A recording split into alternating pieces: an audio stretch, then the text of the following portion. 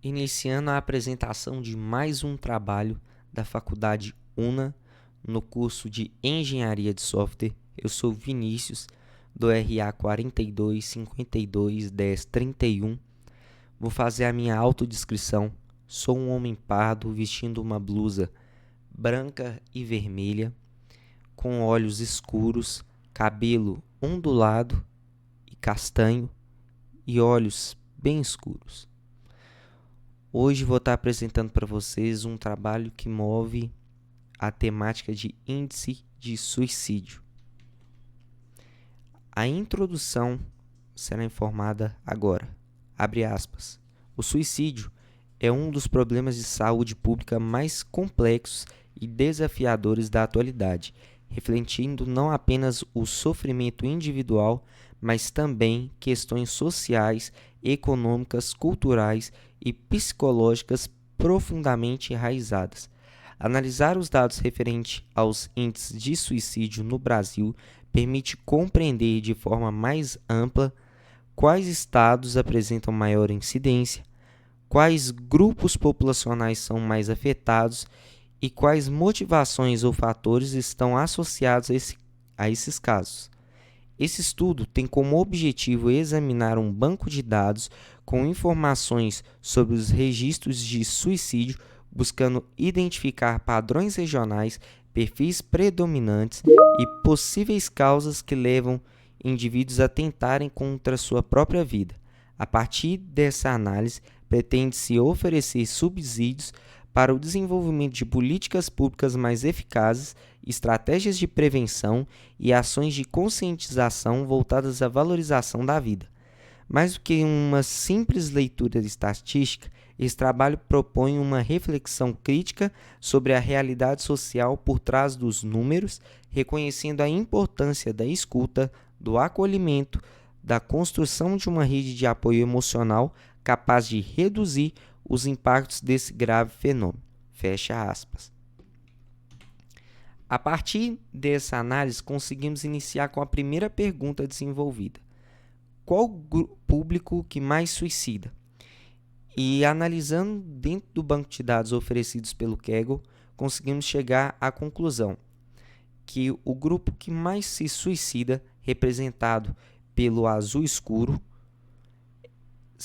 é o público homens adultos de cor branca, e podemos analisar que é avassaladora a diferença do público masculino quanto o público feminino. Em ambos os casos, da cor branca, da cor parda, da cor preta, das cores não informadas e de público indígena e do público de pele amarela. Quando falamos sobre os homens, desenvolvida numa cultura muito opressora e formada através de estereótipos machistas, conseguimos analisar que os homens muitas vezes não conseguem buscar ajuda, pois foram ensinados que não devem demonstrar fraqueza e também não devem compartilhar sobre os seus sentimentos. Isso impede muitas vezes a busca por ajuda com profissionais da área, principalmente psicólogos e também psicanalistas, por reconhecerem muitas vezes isso como uma frescura ou quanto algo que seria fragilizar o homem. Na verdade, não. Um homem que tem sua saúde psicológica abalada, sua saúde mental abalada, ele muitas vezes está desenvolvendo uma fraqueza muito maior, não quanto as pessoas da sociedade, mas sim uma fraqueza emocional quanto a ele mesmo. Que uma pessoa que enfrenta depressão, ansiedade, muitas vezes luta contra o seu pior inimigo, que é ela mesma, sua mente. E quando vamos para isso, essa proporção feminina também é muito relevante, principalmente das mulheres brancas que foram alertadas no nosso estudo. As mulheres em si, nesse trabalho, estão sendo representadas pela cor azul claro, e podemos notar que são índices também avassaladores, mas que devemos combater estereótipos para poder mostrar que a saúde mental deve ser debatida sem tabus na nossa sociedade. Em qual região brasileira mantém maior índice de suicídio? Então, quando observamos dentro dos nossos gráficos desenvolvidos no Power BI, vemos que as regiões Sul e Sudeste predominam com o desenvolvimento de grande domínio, né, e ascensão das doenças mentais, principalmente no estado de São Paulo. Conseguimos observar um número muito disparo às outras unidades federativas, e é muito interessante observarmos que o desenvolvimento dessas regiões que estão enfrentando tanta doença mental são as regiões mais industrializadas e globalizadas, né, no nosso Brasil. Principalmente se formos analisar São Paulo, Minas Gerais, Santa Catarina. Quando observamos essas regiões, esses estados que desenvolvem predominantemente a doença mental, é de responsabilidade nossa analisar que o processo industrial e também os processos desenvolvidos dentro do mercado de trabalho tão acelerados, né, que são nessas regiões, a gente consegue ver que muitas vezes a saúde mental é deixada de lado e continua desenvolvendo doenças que são voltadas justamente a falta do lazer, a falta de contato social, a falta de relacionamento entre as pessoas. Então são fatores que demandam a nossa atenção para podermos combater de forma efetiva nessas regiões a falta do desenvolvimento social e tornar esse processo globalizado, industrial, também humano, que a gente pode reconhecer que pessoas não são máquinas, são pessoas. E através disso podemos analisar que é necessário uma intervenção voltada a essas áreas da saúde mental nessas regiões e nesses estados que predominam essas doenças. Quando vamos para o próximo aspecto, a gente pensa, isso está sendo tratado? Na verdade, pode estar sendo tratado, só que o índice de suicídio vem crescendo exponencialmente e mesmo com o desenvolvimento de campanhas, o desenvolvimento de campanhas educativas a essa área que é tão sensível da saúde mental, a gente pode observar que as pessoas ainda não estão sendo escutadas.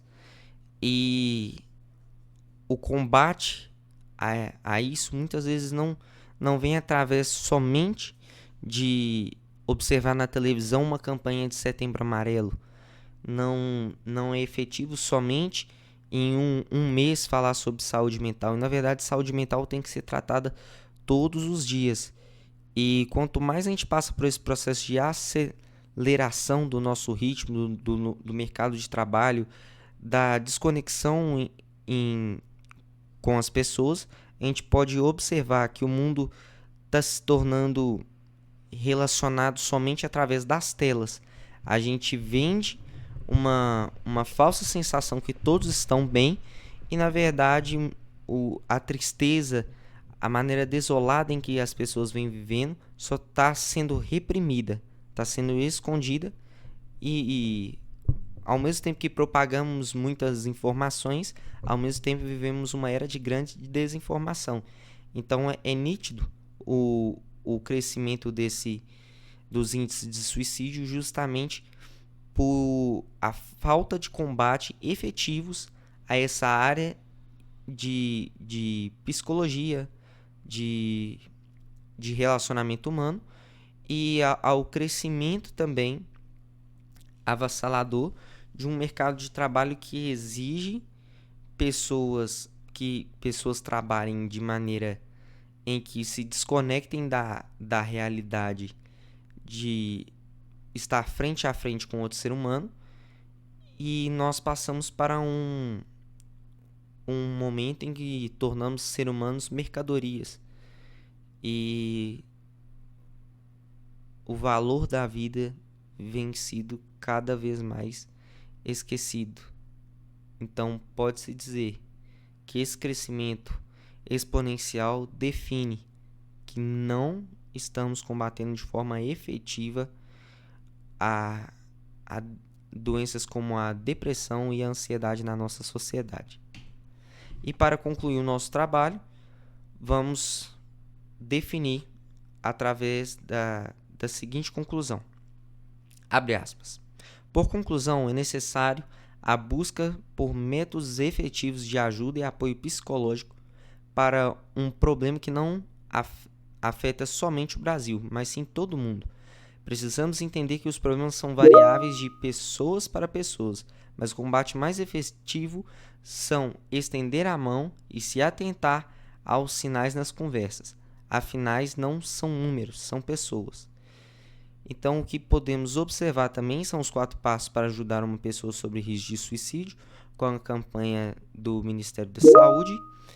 E vamos partir para as referências, que foi utilizado o banco de dados do Kaggle sobre dados de suicídio entre 2010 a 2009 e Centro de Valorização à Vida, CCV.